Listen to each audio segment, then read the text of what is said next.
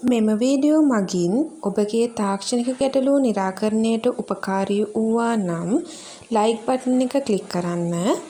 අපගේ නවතම තාක්ෂණික වීඩියෝ මගින් ඔබගේ තාක්ෂණික ගැටලු නිරාකරණයට සහ දැනුම වර්ධනයට පහළ ඇති සබ්ස්ක්‍රයිබ් බටන් එක සහ බෙල් අකුණ ක්ලික් කරන්න.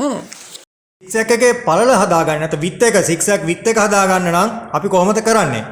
අපි මේ ඩයල් එක සම්පූර්ණ ගේනවා සික්සැක් එකේ උඩරිමේට. ගෙනල්ලා අපි බලමු මේ නීඩල් එක ගමන් කරන ආකාරය මේ ප්ලේට් එක තුලට ඔබට පේනවා මේක ගමන් කිරීමේදී වම් පස ප්ලේට් එකේ වදිනවා.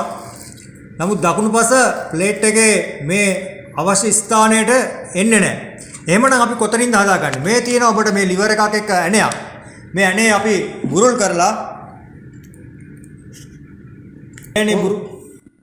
මේ ඇණේ අපි බුරුල් කරලා අපිට අවශ්‍ය පැත්තට අරගෙන අපිට අවශ්‍ය ප්‍රමාණයට මේක හදාගන්න. ඔබට පේනවා මේක දෙපැත්තට ගන්න පුළුවන් අර මේ liver එක එහා මෙහා කරද්දී. දකුණු පැත්ත අඩු වෙලා තිබ්බා. මම මේක ගෙනල්ලා බලනවා දකුණු පැත්තට. ගෙනල්ලා ප්ලේට් එකේ වදින්න නැති ගානට මට අවශ්‍ය ප්‍රමාණය තියලා මම තද කරනවා නේ. දැන් බලමු අපි සික්සැක් උඩරිමේට තියලා තියෙන්නේ මේ ඩයල් එක හරහා. දැන් බලන්න නීඩල් එක දෙපසට නිවැරදිව ගමන් කරන ආකාරය.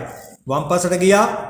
දැන් නිවැරදිව දකුණු පස අවශ්‍ය ප්‍රමාණයට ආවා. අපිට මේක අවශ්‍ය බැලන්ස් එක ප්‍රමාණය අවශ්‍ය දුර ප්‍රමාණය හදා ගන්න තියෙන්නේ මෙන්න මේ ඇනේ බුරුල් කරලා මෙන්න මේ liver එකෙන්. ඒ නිසා අපිට දැන් පෙවුනා කොහොමද අපි සික්සැක් විත් එක නැත්නම් මේ සික්සැක් දුර ප්‍රමාණය හදාගන්න කියලා.